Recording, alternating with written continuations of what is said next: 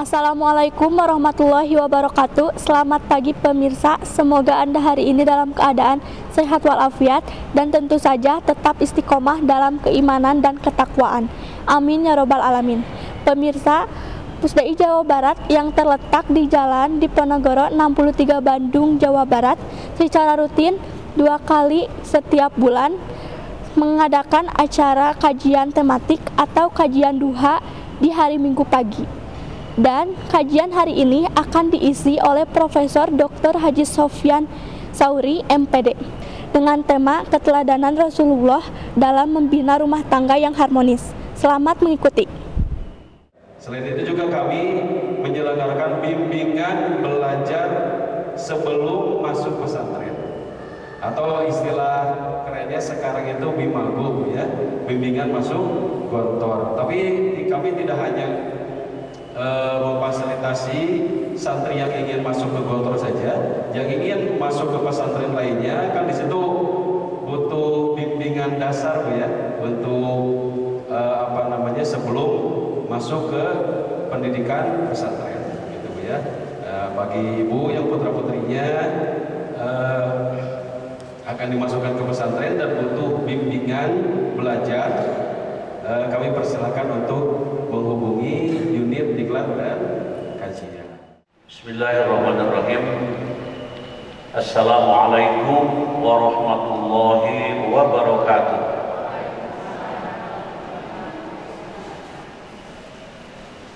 Ada kurang kompaknya nih.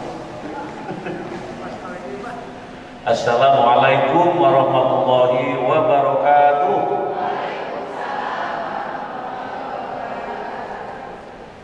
Alhamdulillahilladzi an'ama 'alaina bi ni'matil iman wal islam.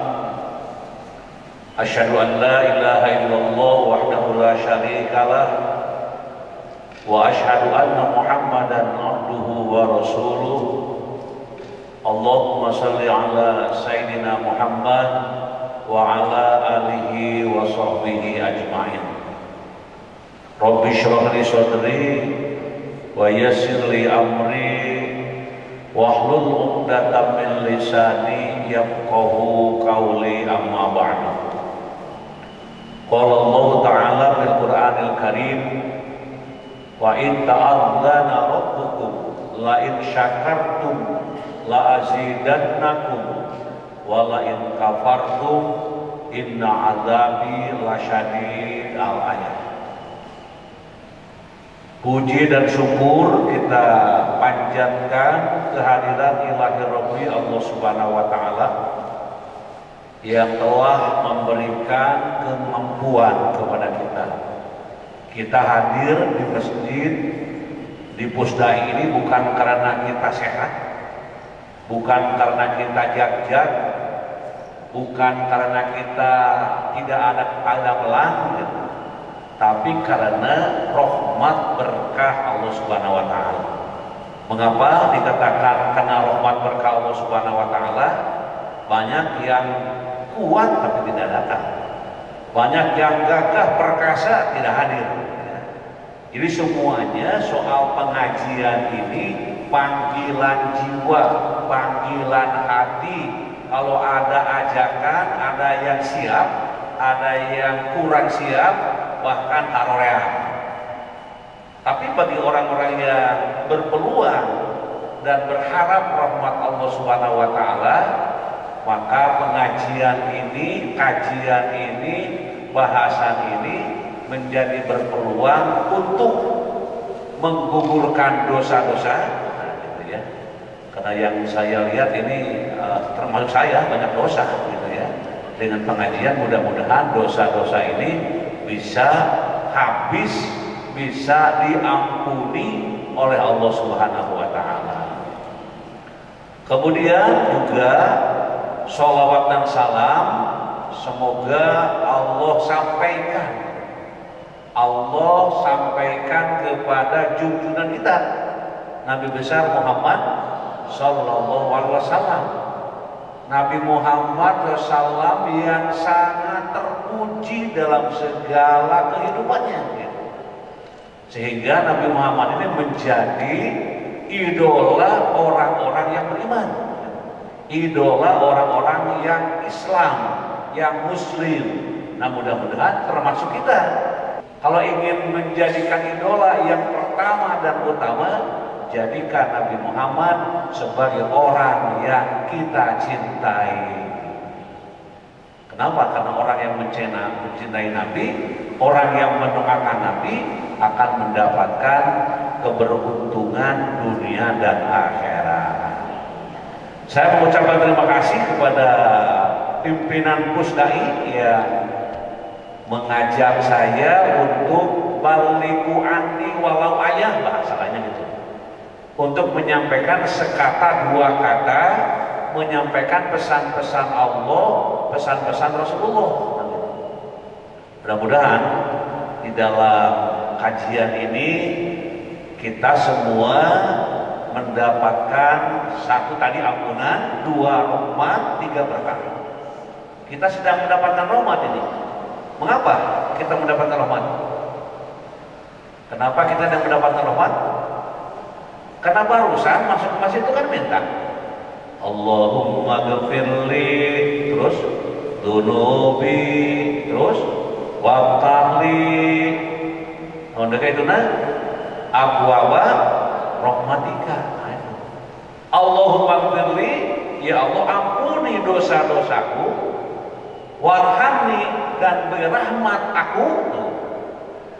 Jadi minta kepada Allah, Allahumma ghfir dzunubi waftahli, moga Allah mengampuni dosa-dosaku dan bukakan pintu-pintu, abal dari pintu abwaba rahmat, pintu-pintu rahmat itu.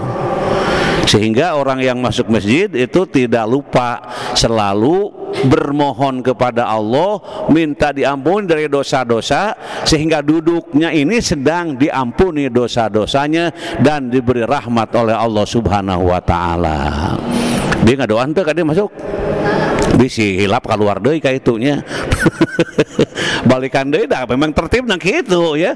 Masuk masjid beda jeung masuk bioskop, beda jeung masuk ke pasar, beda masuk ke gedung biasa. Di sini mah kita sedang hadir di mana? Di rumahnya Allah. Tuh, yang disebut dengan rumah Allah itu apa? Baitullah. Jadi kita sedang apa? Sedang jadi apa sekarang? Kita sedang jadi apa? Sedang menjadi tamu-tamunya Allah. Tuh, dikira teh sedang menjadi tamunya Allah, sehingga Allah muliakan, Allah berikan rahmat, Allah berikan ampunan dengan hadirnya, dengan adanya kita, termasuk jiwa kita, raga kita hadir di masjid ini. Karena ada juga orang yang hadir hanya jasadnya, ruhnya di pasar. Tujuh nampu nuju ngaos, nah ayat nama itu balanya gitu ya. Nah itu menunjukkan bahwa dia itu adalah tidak kumpul dua-duanya, harusnya lahirnya dan batinnya.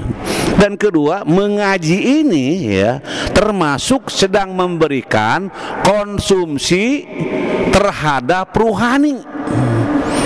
Kalau ibu lapar pasti mencari warung nasi. Budak sekolah ayeuna ye kan biasa orang ibu teh kadejang cenah engkenya di sekolah teh ulah teu jajan, lamun teu jajan engke ujang gering, mun gering emak kudu nganter ka rumah sakit, horea emak teh tak ieu keur jajan. Itu sedang memberikan santapan jasmani. Rohaninya ada nggak? Harusnya ada. Gimana? Kadejang engke sholatnya di masjid di situ, di sekolah, supaya jag-jag lahir, jag-jag batin, sebab ruhaninya itu berdialog dengan Allah ketika sedang melaksanakan sholat duhur. Kalau di sekolah mungkin sholat asar. Nah oleh karena itu kita sedang memberikan konsumsi terhadap ruhani kita. Bayangkan orang yang tidak pernah ngaji, tidak pernah mendengarkan ceramah, tidak pernah membuka YouTube pengajian, tampaknya ruhaninya bisa kerdil, ruhaninya begang, ruhaninya tidak punya kekuatan. Jadi dunia anak hebat, akhiratnya lumpuh. Dunianya mantap, akhiratnya linglung. Mengapa? Karena tidak seimbang. Kata Al-Quran, wabtagi bima atakallahu darul akhirah wala tansa nasibaka minad dunya wa ahsin kama ahsanallahu ilaik wala tabgil fasada fil al-ayah. Itu. Jadi memang hidup kita ini ya, kita harus berpikir, sudahkah memikirkan untuk hari besok tuh gitu. Sudah apa yang kita siapkan untuk hari besok? Sekarang, besok, besok lagi. Nah, kalau sekarang sedang duduk, sedang menikmati kajian, kemudian besok mengamalkan isi kajian, di akhirat memberi atau memperoleh pahala menuai hasil pekerjaan di alam jagat raya ini. Dan juga hadirin wal hadirat rahimakumullah, sekarang masih berada di bulan apa sekarang? Bulan apa? Mulud. Asana kalender tenengan bulan mulud teu aya eta apa tah. Nah kalender mulud, suka cari mulud teu aya eta kata mulud ya. Yang ada apa? Rabiul Awal. Rabiul Awal sudah tempel sekarang nih, 29 mungkin sekarang. Sudah 29 atau 28 29 lah gitu ya. 29 sudah hampir habis Rabiul Awal. Jadi bulan Rabiul Awal itu bulan yang di dalam bulan itu ada peristiwa, ada sejarah lahirnya Nabi tercinta Muhammad Sallallahu Alaihi Wasallam. Umat Islam dimanapun pasti ingat bulan itu bukan sembarang bulan, karena ada sosok yang lahir ke alam jagat raya ini untuk membawa tuntunan ajaran kepada umatnya, sekaligus sebagai contoh suri teladan yang baik yang patut kita teladani. Dan yang mengumumkannya tidak tanggung-tanggung, Allah Subhanahu wa Ta'ala. Bukan hasil dari pemilihan siapa yang paling jadi contoh di alam jagat raya ini. Ada semacam apa itu, ya, mencari siapa yang paling menarik gitu ya. Ada kegiatan coba di Indonesia siapa yang paling jadi contoh dalam kehidupan, terus di tingkat RT, RW, ya, kelurahan, kecamatan, kabupaten, kota, provinsi, dunia. Saya kira kalau ada suatu event seperti itu pasti bingung menilainya. Kenapa bingung? Karena apa yang mau diukur dari manusia biasa? Apa yang mau diukur dari manusia yang selalu tidak memiliki keterjagaan? Makanya kita tidak tanggung-tanggung bahwa contoh yang dijadikan teladan oleh kita adalah Nabi Muhammad SAW, karena sudah diumumkan, sudah diproklamirkan oleh Allah Subhanahu wa Ta'ala secara langsung. Yang kita baca dalam surat apa? Halo? Surat non teh? Surat Al-Ahzab ayat sabaraha teh? Sabarahanya ayat teh saperho deui gitu ya. Itu ayatnya ayat 21. Mungkin sudah sering mendengar. Yang diawali dengan kata laqad kana. Coba baca, yang bawa Quran silahkan dibuka, yang tidak baca Quran buka HP, juga ada di HP itu. Surat Al-Ahzab ayat 21. Wah, gitu ya. Kalau di HP paling gampang. Quran, terus bacaan. Di situ ada surat Al-Ahzab, tinggal celekah gitu. Biasanya mah lebih terampil incu ya ketimbang neneknya gitu. Kalau nenek nama mencari ayat hese gitu, tapi kalau incu mah gampang plek. Nah ini katanya nih. Kenapa? Karena mereka sudah melek terhadap IT. Kalau orang tua mah kumaha budak biasana gitu. Terus ketemu, oke, kita baca bareng. A'udzu billahi minasy syaithanir rajim. Bismillahirrahmanirrahim.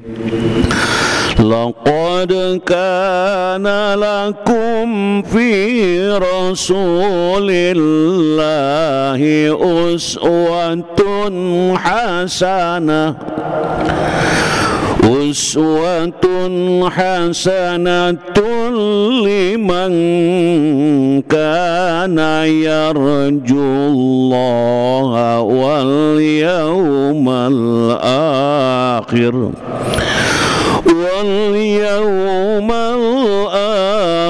wa dzakarallaha katsira. Shadaqallahul azim. Diawali dengan kata lakod, la dan kod, dua kata ini, la dan kod itu menunjukkan pengertian yang betul-betul sungguh. Nah, kalau sudah kata-kata sungguh itu kata-kata penguatan ya. Kata-kata yang tidak bisa diganggu gugat lagi. Nah, ini laqad kana, sungguh telah ada. Nah, lakum bagi kalian tuh gitu ya. Laqad kana, sungguh telah ada bagi kalian pada diri Rasulullah SAW itu sebagai uswatun hasanah. Apa uswatun hasanah? Suri teladan yang baik. Sungguh telah ada pada diri Rasulullah itu suri teladan yang baik bagimu. Nah gitu kata Allah, ini Allah yang mengumumkan. Sungguh telah ada pada diri Rasulullah itu teladan yang baik bagimu, yaitu bagi orang-orang yang mengharap rahmat Allah. Nah, yang pertamanya, dan kedatangan hari kiamat tuh, dan yang banyak mengingat Allah. Jadi yang bisa menjadikan uswah Nabi dalam kehidupannya, yang bisa menjadikan Nabi sebagai contoh dalam hidupnya, itu satu, harus orang-orang yang memang hidupnya selalu mengharapkan rahmat Allah. Maka tadi disebutnya liman kana yarjullah. Yang pertama, orang yang bisa mengikuti contoh Rasul, orang yang hidupnya sehari-hari dimanapun selalu ingin mendapatkan rahmat Allah. Apa ibu begitu? Setiap saat, bapak? Apa begitu? Begitu, iya insya Allah. Kalau begitu ya, makanya untuk mendapatkan rahmat Allah, kebaikan Allah, segala aktivitas kita selalu diawali dengan apa? Dengan apa? Dengan membaca bismillah. Apapun kegiatan perbuatan yang baik, awali dengan bismillah. Bila perbuatan yang baik tidak diawali dengan bismillah, kata Rasul, takto, tidak ada berkahnya. Walaupun makan sepiring penuh, lauk pauknya munol, tapi makan tanpa bismillah cuman pungkul. Begitu datang azan itu bukan ke masjid, tapi ambil bantal ngagoler.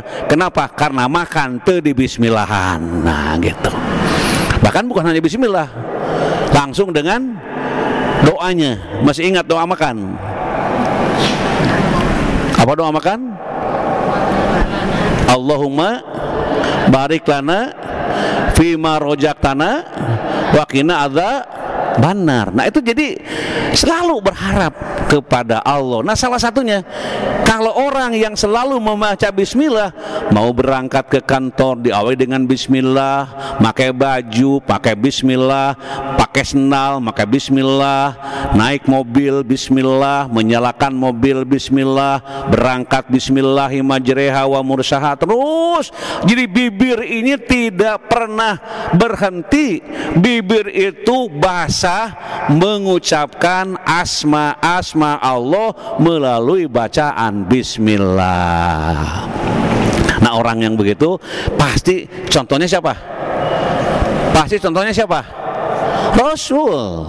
Pasti contohnya Muhammad Sallallahu Alaihi Wasallam. Tuh, jadi kita mudah-mudahan pengajian ini hadir di Pusdai ini untuk menyambut rahmat Allah, untuk menyambut kebaikan-kebaikan dari Allah. Semula sebelum datang ke sini, seueur kabingung di rumah. Bukan mending ngaji, mau ngaji. Kalau mending ngaji kan itu mah banding-banding. Tibatan deuh gawe di imah parausing, mending ka Pusdai bejen aya pengajian.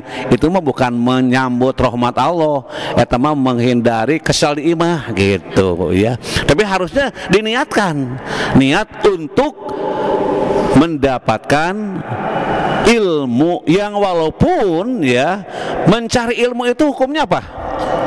Wajib, tapi ngartina pahamnya wajib tidak? Tidak dibahas.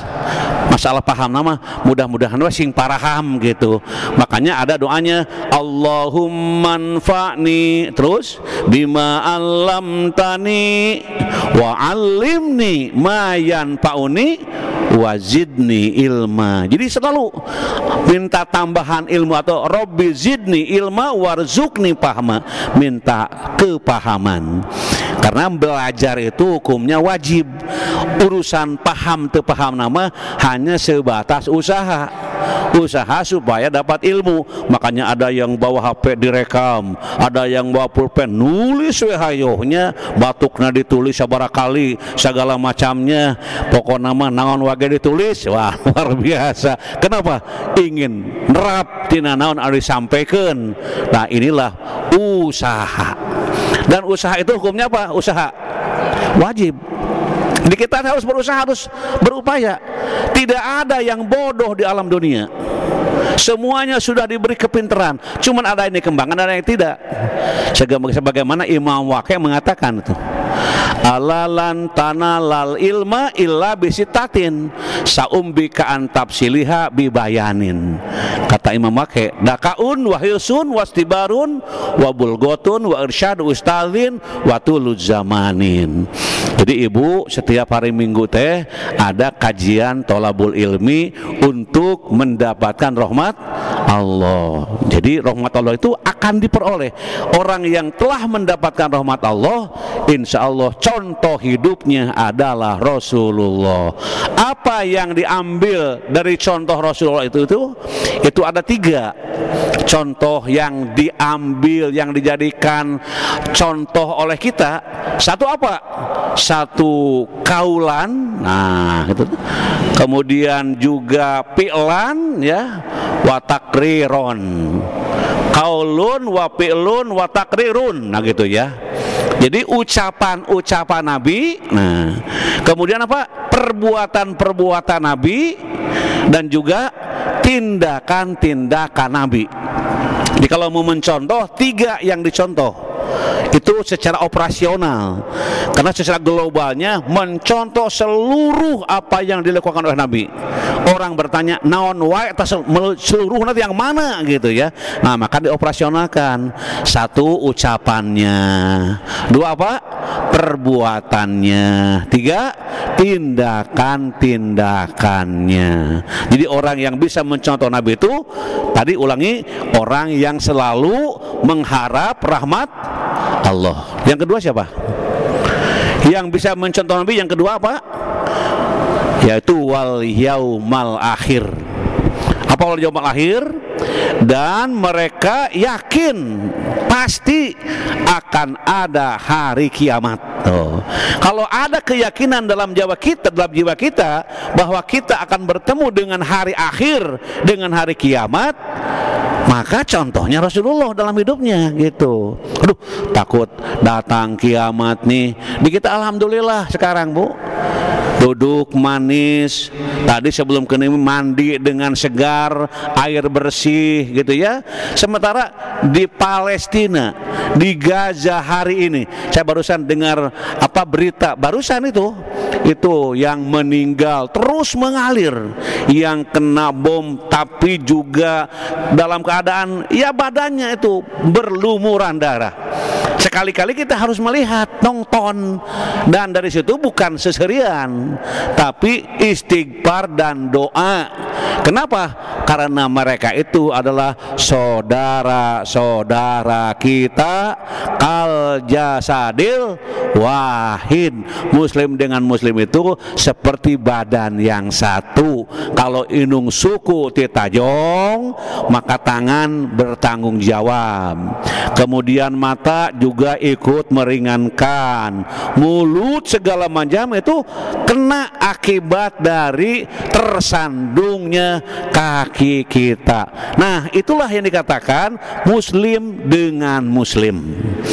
Ibu, ada perasaan mereka digempur oleh granat segala macam, orang merasa sedih? Ayah sedih. Terus nggak sedih kumaha? Sedih bengkul, langsung merungkut gitu. Nah, di situ kalau melihat yang begitu, maka berdoa kepada Allah. Berdoa kepada Allah. Ya Allah, tolonglah gitu ya.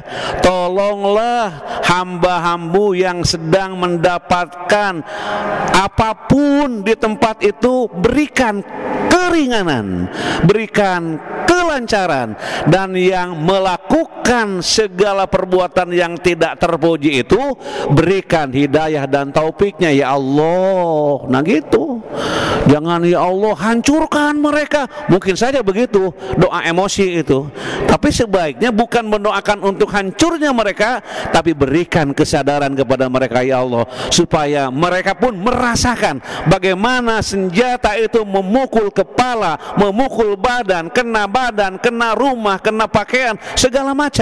Berikan kesadaran mereka ya Allah.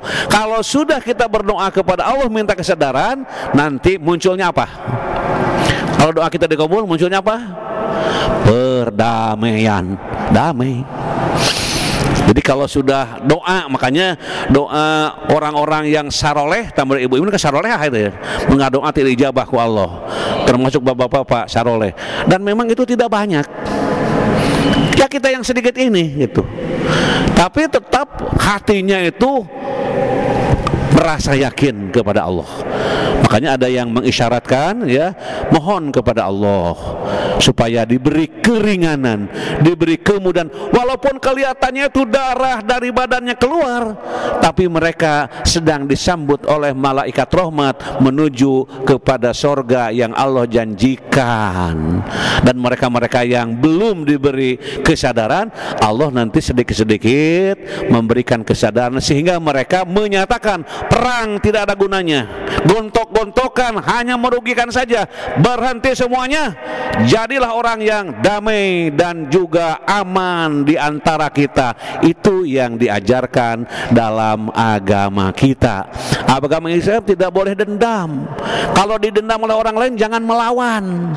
Misalnya ada yang marah-marah pada kita, kunaon jelema teh marah-marah, kupingkan we geus angeus eta marah-marah nanti atau aya keneh gitu. Cek nu marah-marah teh cenah geus beaknya atuh sok berdahar geus beak mah. Jadi aman. Udah ibu molotot bapak saruana.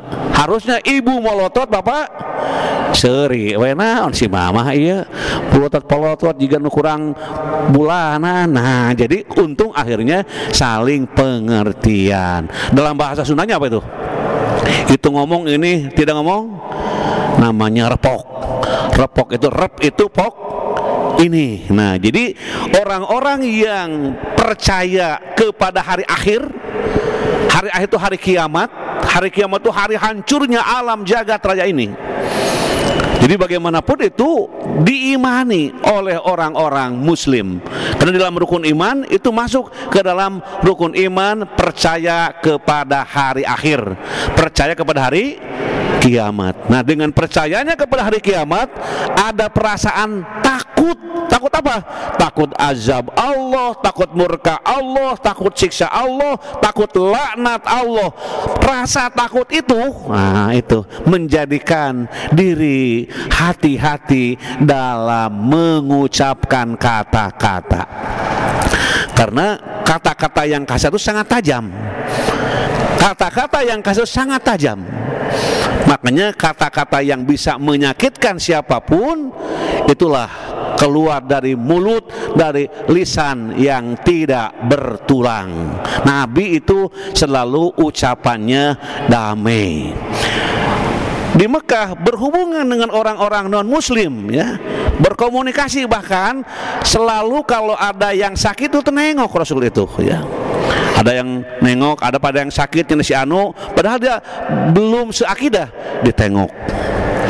Bahkan ada orang yang selalu menghina Nabi itu.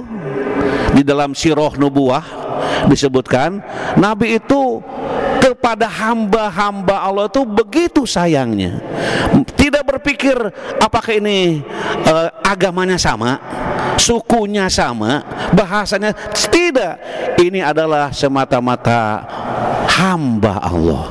Kalau hamba Allah dengan hamba Allah harus ada kehambaan itu menjadi mesra.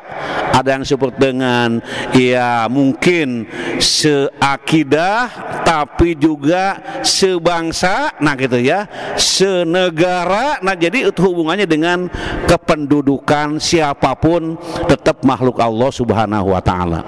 Dan berbicara masalah hari kiamat itu ada dua, ada kiamat sugro, ada kiamat kubro. Ini kiamat sugro itu kiamat yang datang kepada perorangan.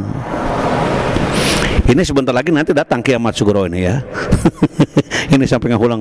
Nah, saya tenang aja. Soalnya semuanya akan mengalami kematian. Saya ingin bertanya, kenapa kita akan mati? Kenapa kita akan mati? Ayo jawab. Kenapa kita akan mati? Ya. Habis jatah. Oh, habis jatah. Mun jatah mantep maut-maut gitu. Kenapa kita mati? Ya, seueur bekal. Kenapa kita mati? Jawabannya karena kita sedang hidup. Jadi orang hidup itu pasti mati. Makanya berani hidup harus berani mati. Makanya kata Rasulullah SAW, lakinu mautakum bikalimati la ilaha illallah, la ilaha illallah, la ilaha illallah, la ilaha illallah. Kalau orang sudah nampak napasnya rada kurang bagus, seueur ngagoler gitu ya, nah ini segera dekati, harewoskeun la ilaha illallah. Naon maka di tahlilan segala orang macager keneh. Kita tadi empes-empesan wae gitu ya, teu aya gerak, teu aya naon, dan memang khawatir. Makanya kalau ada yang hampir meninggal dunia bukan di video. Ada orang tuh di video katingali ngap-ngapanana, terus si baja-baja ka batur tuh si marek mau tingali keur ngap-ngapannya, itu tidak bagus. Kenapa tidak bagus? Jadi fitnah. Meureun si imah teh loba dosa, bukan nyebutkan loba dosa, minta ampunannya, kan gitu. Makanya kalau ada berita yang meninggal dunia, biasanya kalimat yang muncul apa? Inna lillahi wa inna ilaihi raji'un. Terus katanya apa? Allahumma gfir lahu atau Allahumma gfir laha gitu ya, kepada yang meninggalnya siapa. Tapi itu di video dibagi-bagikan sakampung nyarahun kabeh maut nate geuning kitu pulotetan sorangan. Ini jadi fitnah. Di kalau nanti ada yang ngambil apa HP terus kikiran caram tong kikituan tong tuun ta indung anjeun ayeuna rek mulang ka jati, mulang ka asal. Wah gitu istilahnya, mau kembali kepada Allah Subhanahu wa taala. Tuh gitu. Jadi saya pernah dikirim video orang yang sedang sakarat. Jadi yang timbul apa? Yang timbul jadi ngahareuikeun gitu. Malaikat tas kadang ditah. Tah eta pelebadinya tah hareunt teh. Kamari teh tah mulai tah cok tingalikeun. Kenapa harus begituan? Lain dituntun kalimat la ilaha illallah. Dan soal kematian itu ibu harus ingat bahwa kematian itu adalah istilahnya itu rahasia.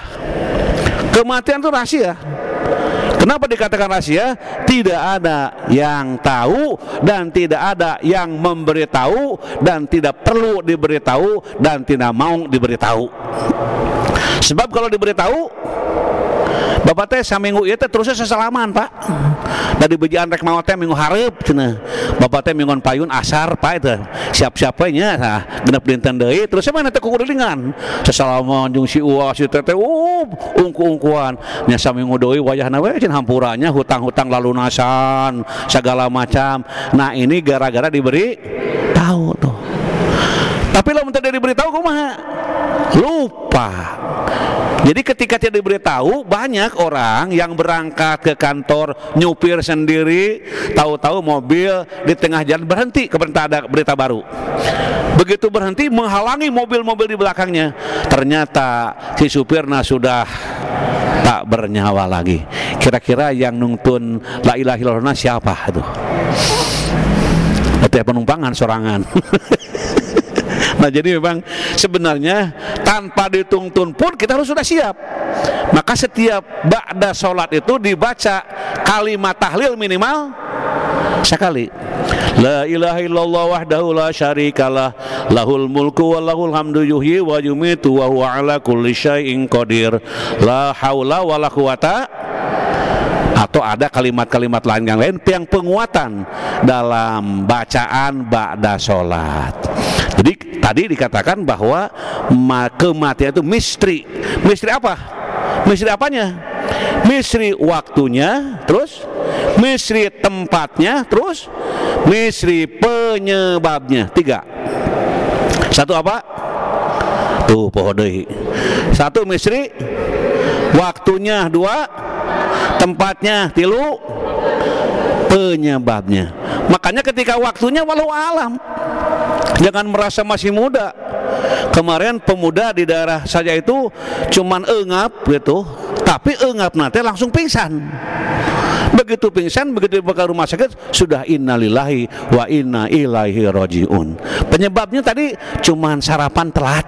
Penyebabnya tah mantak aya dinu sarapan tidak telat, bahkan besar, maot oge gitu ya. Kenapa? Karena penyebabnya. Ada yang terpeleset kaki segala macam, bahkan ada yang tidur begitu bangun tidak kuat bangun lagi karena memang sudah kaku badan tubuh sekujurnya itu.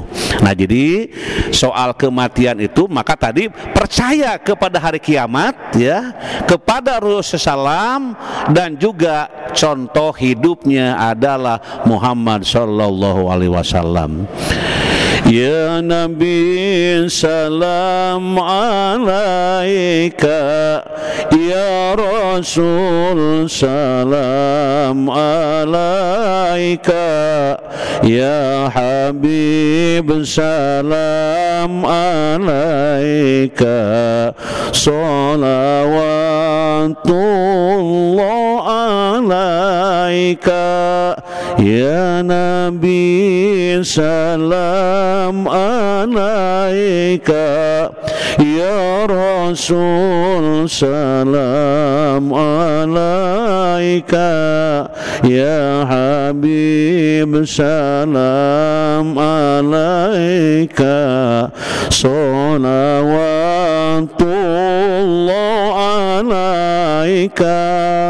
Jadi karena kita cinta kepada Rasul, maka biasakan membaca sholawat. Nah, jadi yang kedua, orang yang bisa mencontoh Rasul punya keyakinan, punya kepercayaan bahwa hidup akan berakhir, bahkan akan bertemu dengan hari kiamat. Orang yang dalam perasaannya selalu merasa akan meninggal dunia, akan wafat, kapan, di mana, penyebab apa, pasti hidupnya itu selalu mencontoh Rasul. Terus yang ketiga apa? Yang ketiga, wa dzakarallaha katsira. Apa artinya? Dan banyak mengingat Allah. Kapan mengingat Allah? Qiyaman wa qu'udan wa ala junubihim wa yatafakkaruna. Nah, itu ya. Jadi qiyaman. Jadi kita itu berzikir ya. Qiyaman. Ada qiyaman? Apa qiyaman? Ketika berdiri. Wa qu'udan. Ketika duduk tuh. Jadi orang teh berzikir teh qiyaman wa qu'udan wa ala junubihim. 3 kegiatan manusia sehari-hari. 1 berdiri, 2 duduk, 3 berbaring. Orang anu nuju naon? Nuju duduk, iraha berbaring. Sekedap deui. Pokoknya gitu we. Sedang duduk banyak ingat Allah. Sedang berdiri banyak ingat Allah. Sedang ngagoler banyak ingat Allah. Memang hidup manusia itu 3 aktivitas manusia dalam kehidupan sehari-hari. Sedang berdiri, sedang ada di tempat apapun, sedang melihat sambil berdiri, di situ connect qalbu kita dengan Allah. Ingat kepada Allah. Zikrullah, ingat kepada Allah. Dan ala bidzikrillah tatma'innul qulub. Orang yang selalu mengingat Allah, hatinya tenang.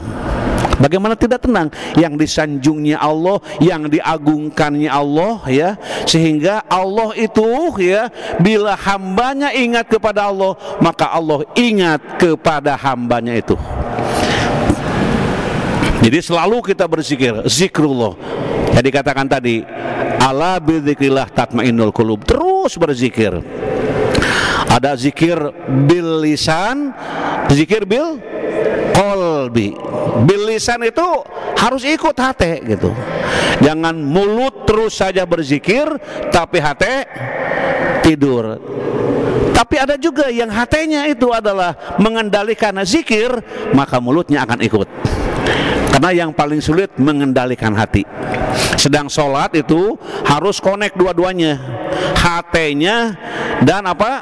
Dan ucapannya. Makanya ketika sholat ibu jangan lupa harus dimulai dengan dan takbir itu diucapkan. Jangan ada orang sholat tak bunyi, harus bunyi. Namanya juga membaca takbir, Allahu Akbar. Nah, jadi kedengaran oleh dirinya sendiri.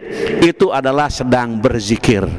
Dan as-sholatu lidzikri, dan sholat itu adalah zikir. Kalau ibu ya sholat itu sedang berzikir, sedang mengingat Allah, sedang beraudensi dengan Allah, sedang berhadapan dengan Allah. Maka ketika sholat siapkan kesucian dirinya, suci badannya, suci pakaiannya, suci tempatnya. Kalau sholat gitu, ada orang dari toilet di jengkean mau ke tempat sholat di rumah, kurang jengkean, senincak najis, di mana najisnya? Aduh katoing, nan pieun we gitu. Nah itu namanya orang ragu-ragu. Kalau ragu-ragu jangan jengkean, tapi harus ya pakai alas. Pakai sandal mungkin, pakai alas kaki supaya tidak ada keraguan yang terbawa di dalam sholat. Tadi teh aya budak ngaliwat kadinya ngompol, makanya candi pel barusan katincak. Jadi ngalamun sholat itu, ngalamun kana pel, ngalamun kana budak ngompol, indungna cicing wae, teu aya teguran naon. Nah, jadi konsep dalam sholat bukan komunikasi dengan Allah Subhanahu wa taala. Makanya sekali lagi ingat kepada Allah. Dan ingat kepada Allah, ingat lahir, ingat artinya secara lahir, secara mulut, secara batin, secara kolbu. Bahkan kalau ingin timbangan amalnya lebih berat, Rasul pernah mencontohkan, mengajarkan. Jadi amalan yang memberatkan timbangan itu adalah kalimat apa? Kalimat la ilaha illallah. Itu kalimat yang bila diucapkan, bila dipahami, bila diresapi, maka akan menjadi amalan yang sangat berat dalam timbangan amal.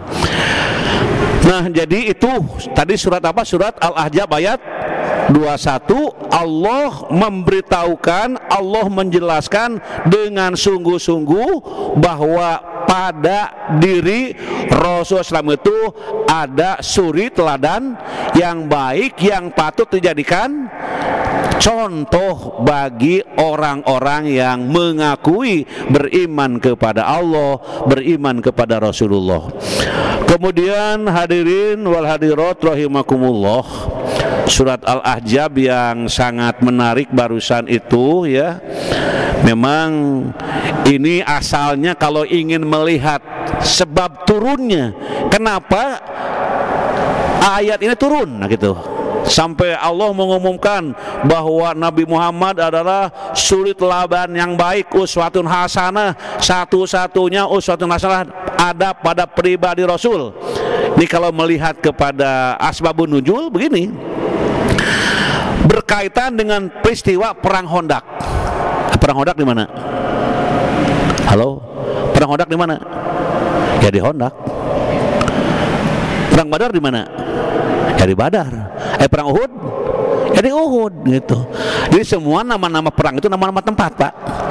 Nah, pada waktu perang Hondak, pasukan gabungan kaum kafir dalam jumlah besar ini, dalam jumlah besar, jumlahnya tak tanggung-tanggung. Orang kafir itu jumlahnya 10.000 prajurit.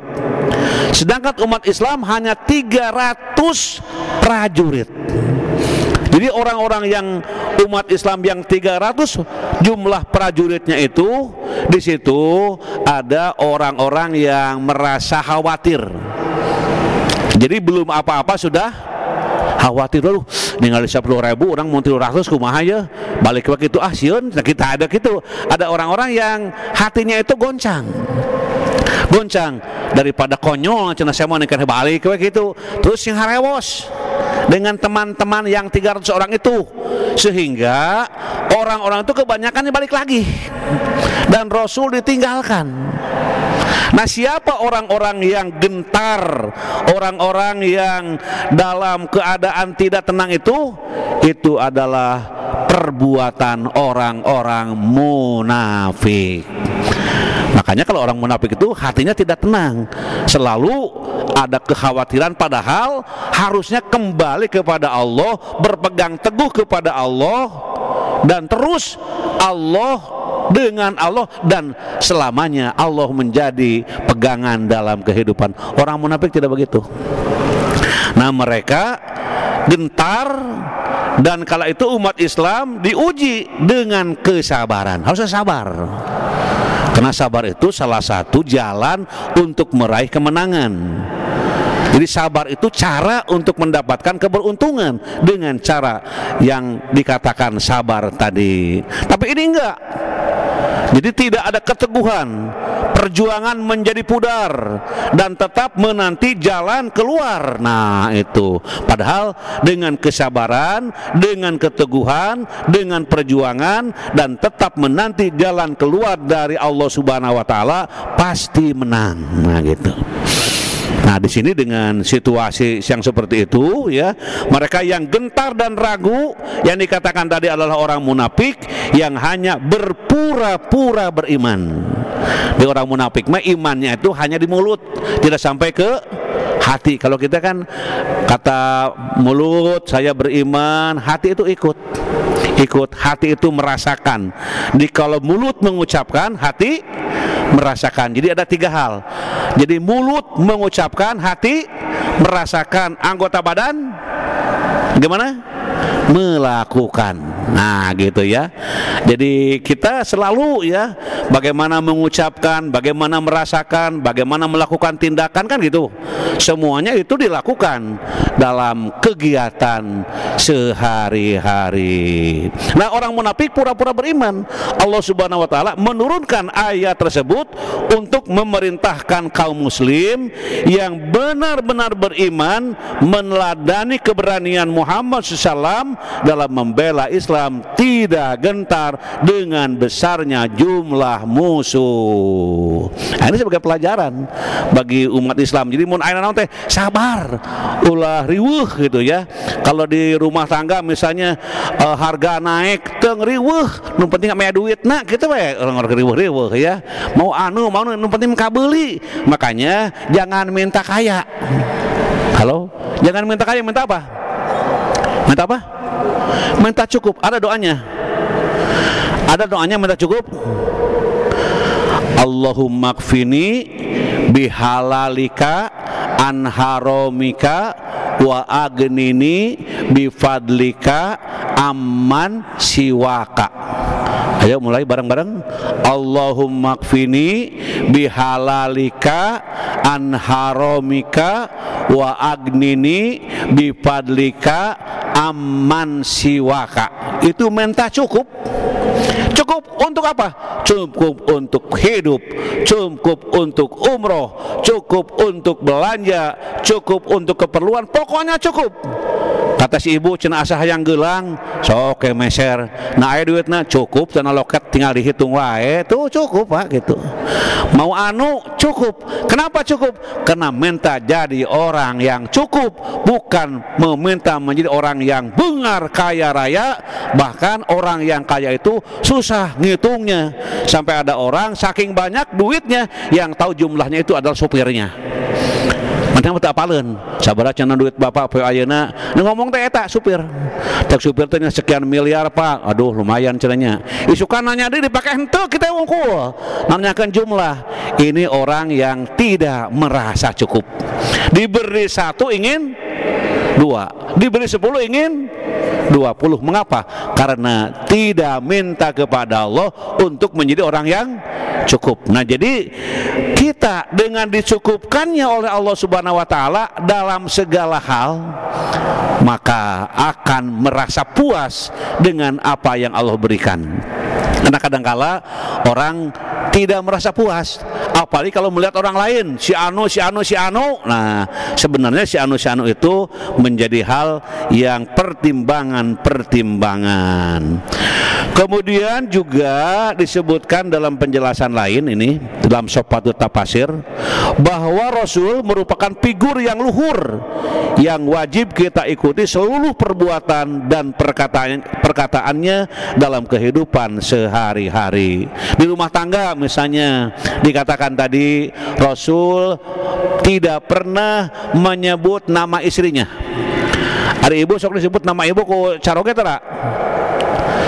Ibu sok disebut nami ku caroge? Naon wae atuh manehna kitu. Rasul itu menyebutnya dengan yang indah-indah. Ya Humairah. Naon Humairah teh? Ya, mun bahasa orang mah wahai bunga mawar yang baru mekar, nah gitu ya. Jadi indah kalimatnya.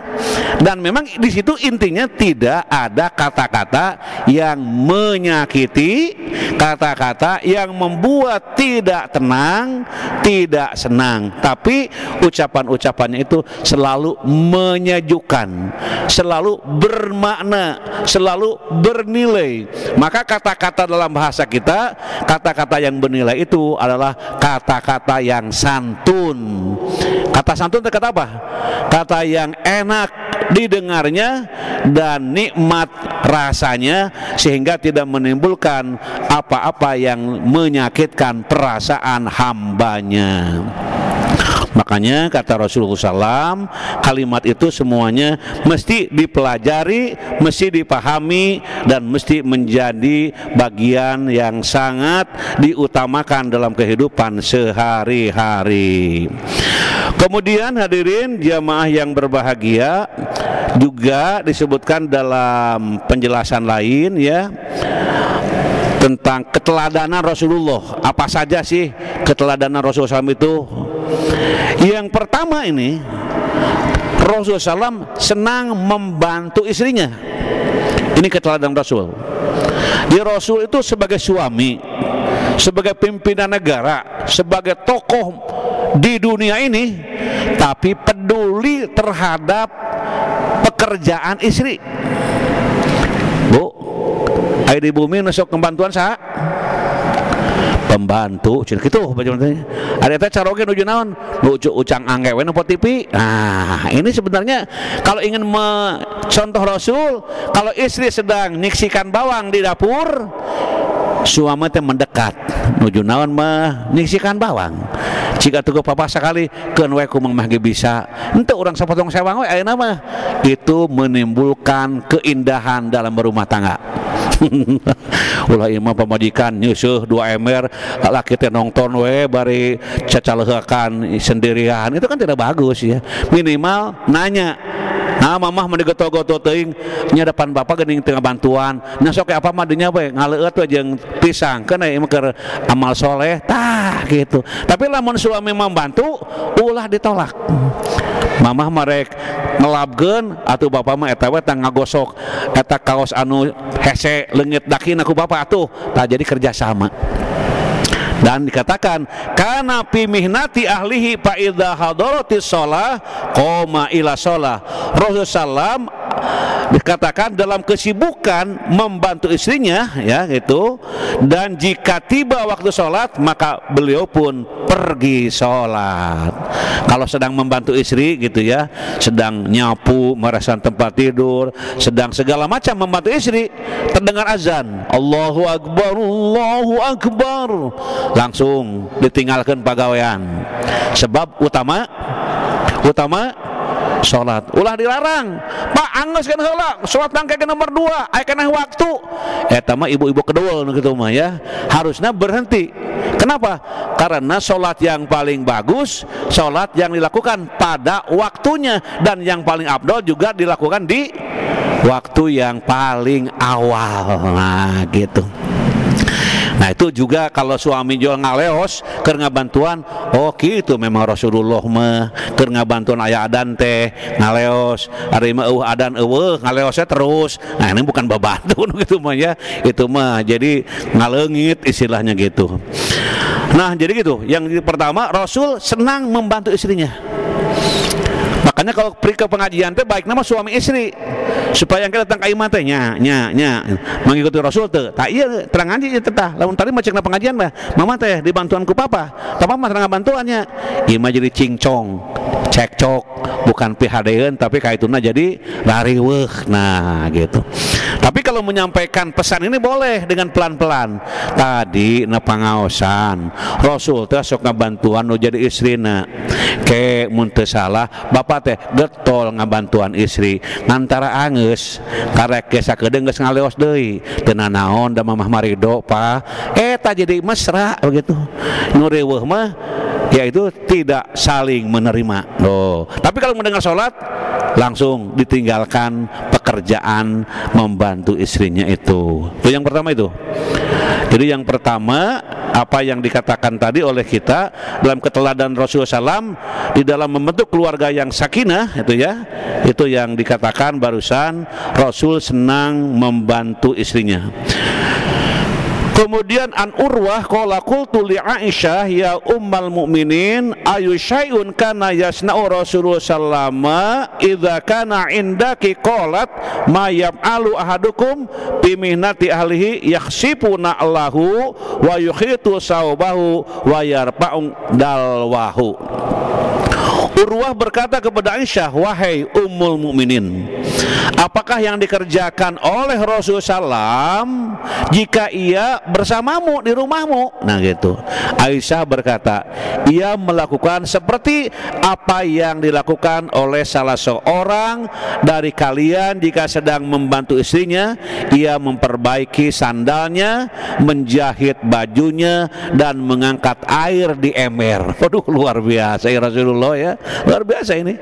Jadi ada ibu-ibu lain nanya, ada eta Rasulullah teh di rumahna teh naon wae cenah teh wae Aisyah gitu. Nah kemudian Siti Aisyah menjawab, ia melakukan sebagaimana orang lain melakukan. Nah gitu. Melakukan istrinya, membantu istrinya, ia memperbaiki apa yang perlu diperbaiki, misalnya sandalnya. Kalau mungkin saat itu mah sandal teh rada susah, kecuali lamun pegate di kaput atau di talian gitu. Nah Rasul itu melakukan itu.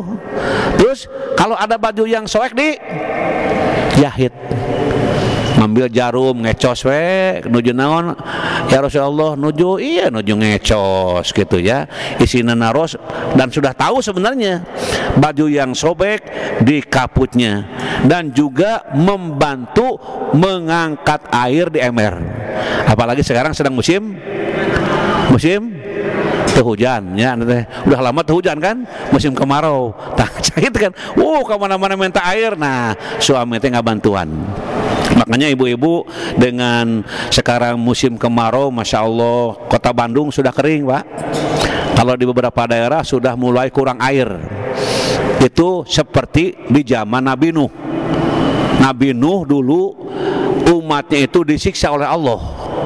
Disiksanya karena durhaka kepada Allah Subhanahu wa Ta'ala.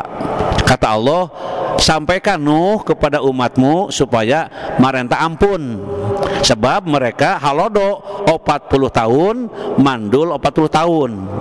Jadi 40 tahun itu kan lama gitu Pak. Urang ayeuna halodo sabaraha lami? Barang kedua bulan, 3 bulan ayeuna sudah merasa kering. Nah makanya di situ ada doa yang bagus, yang apabila mulai kering, dan Allah mengajarkan dalam surat Nuh ayat 10 sampai 12. Waqala istaghfiru rabbakum, terus innahu kana ghaffara yursilis samaa alaikum midrara wa yumdidukum bi amwalin wa banin wa yaj'al lakum jannatin wa yaj'al lakum anharo. Ada 5 keuntungan bagi orang yang selalu beristighfar kepada Allah. Itu dianjurkan. Jadi sekarang sedang musim hujan, di awas ya. Surat naon tadi teh? Surat Nuh ayat sabaraha? Sabaraha tadi teh sabaraha? 10 sampai 12 jadi dikurangan. Jadi 10 sampai 12 di awas. Ketemu nggak di HP, ada nggak? Coba lihat dulu di HP. Surat Nuh ayat 10 sampai 12.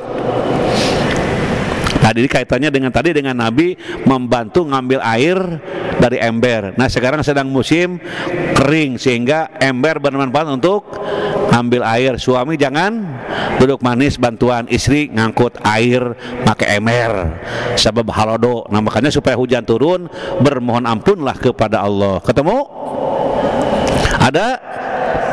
Naon cenah? Apa awalnya? Iya. Istaghfiru rabbakum innahu kana ghaffara. Terus yursilis samaa alaikum midrara. Terus wa yumdidukum bi amwali wa banin wa yaj'al lakum jannatin wa yaj'al lakum anharo. Di mana-mana itu dikumandangkan gitu ya, dimohonkan kepada Allah, istighfar, mohon ampun ya Allah, ampuni dosa-dosaku tuh, ampuni dosa-dosa ibu bapakku, dan ampuni dosa-dosa seluruh kaum muslimin wal muslimat, baik yang masih hidup ataupun yang sudah pulang ke pangkuanmu. Luar biasa itu istighfar orang-orang muslim saling mendoakan. Makanya dalam Islam itu dengan keimanannya itu saling mendoakan. Kalau kita berdoa Robbighfirli wali walidayya, terus warhamhuma kama robbayani shogiro, tambah lagi wali jami'il muslimina wal muslimat, terus wal mu'minina wal mu'minat al ahya'i minhum wal amwat birahmatika ya arhamar rahimin. Ketemu Ibu? Ada? Nah, di awas ya, itu mohon ampun kepada Allah. Itu kalau terus mohon ampun kepada Allah disebutkan yursilis samaa. Nah, yursilis samaa alaikum midrara. Maka hujan turun dengan turun lebat, subur, turun ya. Jadi itu yang pertama disebutkan dalam ayat tersebut, yursilis sama alaikum wa yumdidkum bi amalin, dan akan bertambah harta, wabanin, dan anak-anak tuh ya, wajaj'al lakum jannatin wajaj'al lakum anharo, dan akan subur kebun-kebun ya, dan sungai-sungai, air melimpah dengan adanya istighfar tadi. Surat Nuh ya? Surat Nuh. Surat Nuh surat kasabaraha? Surat 71. Tinggal 71 langsung. Nah, itu apa namanya, tugas Rasul. Terus yang kedua, menyayangi keluarga. Nah, Rasul itu menyayangi keluarga. Rasul bersabda, man la yarham la yurham. Barang siapa yang tidak menyayangi, niscaya ia tidak akan disayangi. Oh, gitu. Kalau orang tua tidak sayang kepada anak, anak belum tentu akan bisa berbuat kasih sayang kepada orang tuanya. Tapi di dunia tidak ada yang orang tua tanpa kasih sayang. Sebagaimana jeleknya anak itu, orang tua pastinya ke anaknya. Betul Pak? Jadi kasih sayang. Jadi kasih sayang itu memberikan perhatian. Anak mau apa, diberi perhatian. Kalau belum cukup, nanti dulu ya sayang, jangan dulu minta itu, minta yang lain dulu lah. Jangan hayang motor ujug-ujug, mah senal heula nu alus tak gitu. Jadi diberi hiburan gitu ya. Kalau makan yang enak-enak, nanti sekarang makan yang ini dulu karena Bapak belum siap, ini duitnya. Kasih sayang, tapi ngomongnya harus santun. Jangan minta duit. Ayo minta, itu bukan kasih sayang. Nah, kita menyentak kata mah gitu ya. Kalau kasih sayang, subhanallah, ingin makan enak. Ayo nanti kalau sudah ada uangnya. Sekarang ini aja asin dulu ya sayang. Ini mat, ini sambelnya, ini petenya, udah ini aja yang ada dulu. Nanti kita berangkat kalau sudah uang ada. Itu namanya kasih sayang. Ayo we jajan. Nah, tidak boleh gitu. Sebab uang yang ada di kita itu Allah berikan karena apa? Karena kita punya tanggungan. Lamun orang boga tanggungan belum tentu rezeki teh datang ka urang. Makanya ibu, boleh jadi ibu memberi makan ke kucing itu syarat untuk mendatangkan rezeki, bisa jadi sodako ibu teh. Ada kucing ngeong, ibu mau apa? Bawa pinang, kalau disumput pinang, bikin sabagian. Mana teh hayang pinang tah sok sodako urang maka maneh ka kucing gitu ya. Nanti mungkin dengan sodako itu pintu rezeki yang masih mampet bisa menjadi mudah. Intinya mah hirup ulah koret-koret teuing. Punya tangkal jamu sieun diambil ke batur ditungguan sapepeting. Kacita-cita teuing ku koret-koret nah gitu ya. Masya Allah. Reka marahana itu hidup koret kieu tidak boleh pedit. Pokoknya kita harus memanfaatkan rezeki yang kita miliki. Nah, jadi kasih sayang itu mungkin dengan makanan, dengan minum, dengan kata-kata, dengan pakaian ya, dengan segala macam yang intinya timbul rasa nyaah kepada keluarga. Dan memang yang perlu dikasih sayangi itu adalah pertama apa? Keluarga. Kedua keluarga. Ketiga tetangga keluarga, terus gitu ya. Apalagi dengan tetangga. Tetangga itu adalah saudara terdekat. Sebab kalau ada hal-hal yang musibah, punya anak 12 di Jakarta, di Indonesia sebagian mana-mana, kalau sakit siapa yang dipanggil? Tetangga.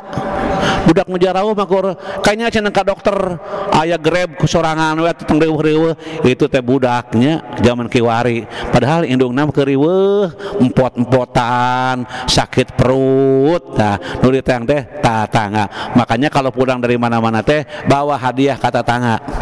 Orang Garut bawa apa? Tuh apa dodok-dodok. Kayak bawa dodol. Meser setengah kilo keur tatangga.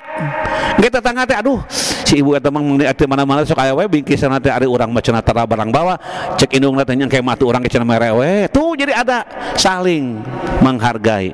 Orang Tasik bawa apa? Orang Tasik bordil. pun ya, dari Cianyu dari mana ada bingkisan. Ulah ima ini teu bebeja balik teu bawa naon kan teh tetangga teh eta jelema teh cenah balik acan lampunan can hurung-hurung ti kamari tuh perhatian. Kalau ada sesuatu teh pasti tetangga heula. Matak ulah sok pasea jeung tetangga mah. Ima tetangga make gelang urang nu rieutna ulah kitu nya. Jadi bersyukur kepada Allah. Makanya pengajian wadah untuk mengakrabkan dengan tetangga-tetangga. Kemudian juga hadirin wal hadirat rahimakumullah, Muhammadur Rasulullah walladzina ma'asyidda'ul kufaru hama'u bainahum. Muhammad itu adalah utusan Allah dan orang-orang yang bersama dengan dia adalah keras terhadap orang-orang kafir, tetapi berkasih sayang sesama mereka. Jadi selalu timbul kasih sayang dalam kehidupannya. Yang keempat, memperlakukan istri dengan cara terbaik. Nah ini, melakukan atau memperlakukan istri dengan cara yang terbaik. Namun istri rek gebis ku suamina dijongklokeunnya di puntangan gitu, cepengan gitu ya, sehingga terjadi labuhna. Namun neangan senal jauh tah ku carogena dipanggusurkeun, ulang haja dijauhkeun, sok ka itu udag tuh senal ka ditu pe kadenya jag-jagene. Itu bukan timbulnya memperlakukan dengan cara yang baik gitu ya. Pokoknya perhatian. Ibu mau berangkat ke undangan, suami berangkat ke undangan, saling memberikan perhatian. Tong make baju eta loba nu sarua, baju eta mah tan baju teh gitu. Tong make baju eta mah jiga goreng tan nu alus mah, saling perhatian gitu. Imah ulah ieu terus. Nah, ini biasanya di situ akan timbul memperlakukan istri dengan cara yang baik. Kalau istri tidurnya kerek, pokoknya mah dinikmati ya gitu. Subhanallah, musik di malam hari mah model kieu geuning teh. Dan lamun dibejaan kan kerekna mengaku mah tadi kerek manika menipisan tarik tuh itu apal mah suganti mah teu kerek nu kerek kan moal apaleun Pak gitu. Jadi khairukum li ahlihi wa ana khairukum li ahli. Sebaik-baik kalian adalah yang terbaik bagi istrinya dan aku adalah orang yang terbaik di antara kalian terhadap istriku. Kata siapa? Kata siapa? Rasulullah teh siapa? Suri teladan yang patut digugu. Dan jadi orang teh kudu seperti Rasulullah, yaitu memperlakukan istri dengan cara yang baik. Jadi sebaik-baik kalian adalah yang terbaik bagi istrinya. Terus dan aku adalah orang yang terbaik di antara kalian terhadap istriku. Kadang-kadang di orang mah ari baru anak satu mah masih kena rada mesra gitu ya.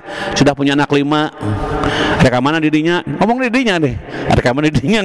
Ada mana didinya? Gusti eta nanya ka istri, "Reka mana didinya?" Ah, aku mah di dieu we.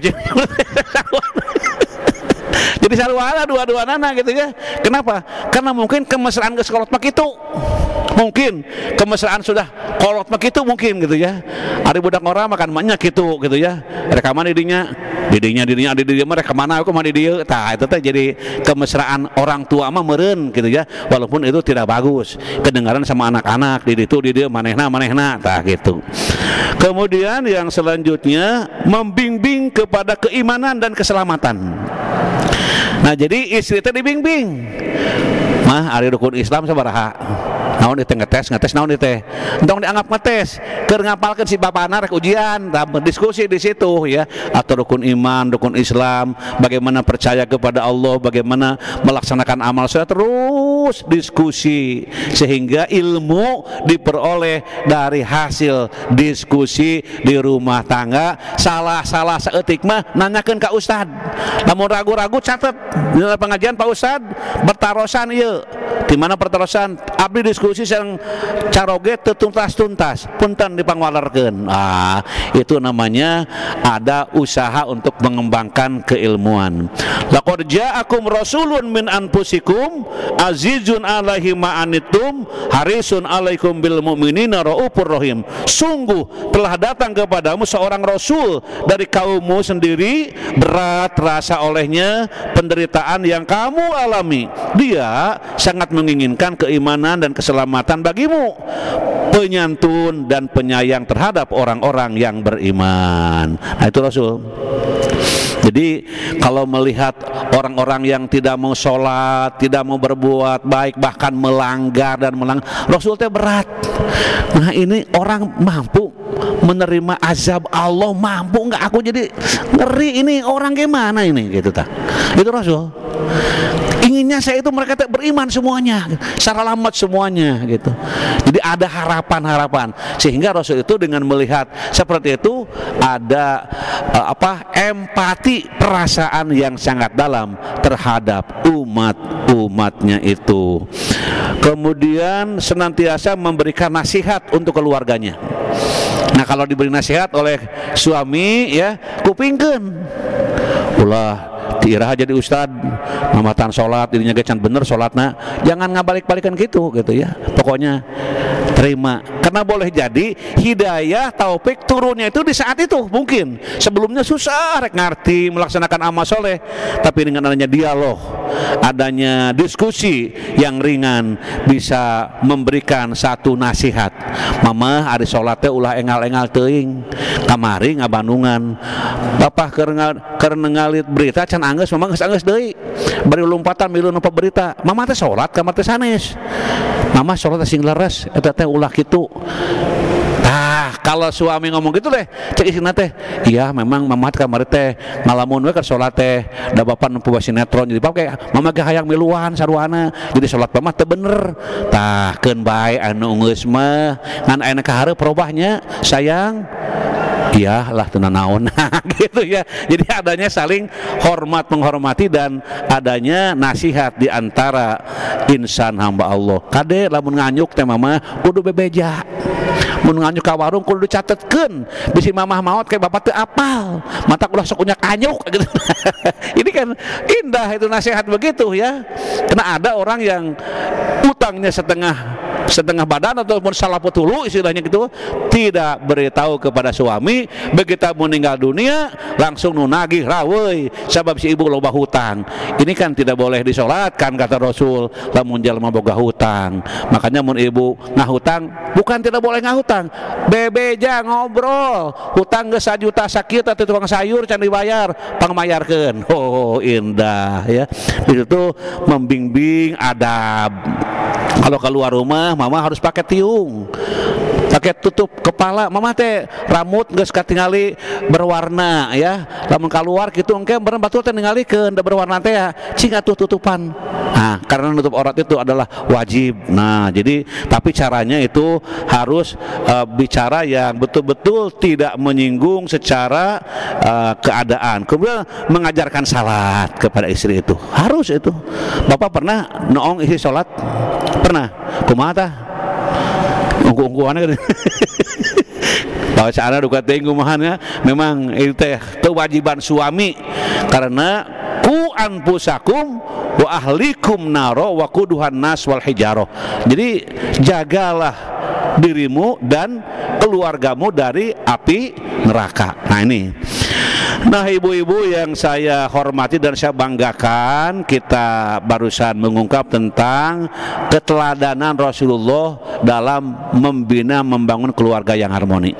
Insya Allah dengan ungkapan tadi berupaya menjelaskan, mudah-mudahan kita dapat hikmah, dapat manfaat dari kajian ini. Mudah-mudahan kita diberikan kesehatan lahir dan batin, panjang usia, penuh berkah, bisa menyempurnakan ibadah, dan mudah-mudahan kita dalam lindungan Allah Subhanahu wa taala. Sekian, terima kasih. Subhanakallahumma wa bihamdika asyhadu an la ilaha illa anta astaghfiruka wa atubu ilaih. Wassalamualaikum warahmatullahi wabarakatuh. Kita tutup dengan sholawat asgil. Sholawat asgil. Allahumma salli ala sayyidina Muhammad wa ashghilil zalimin bil zalimin wa akhrijna min bainihim salimin.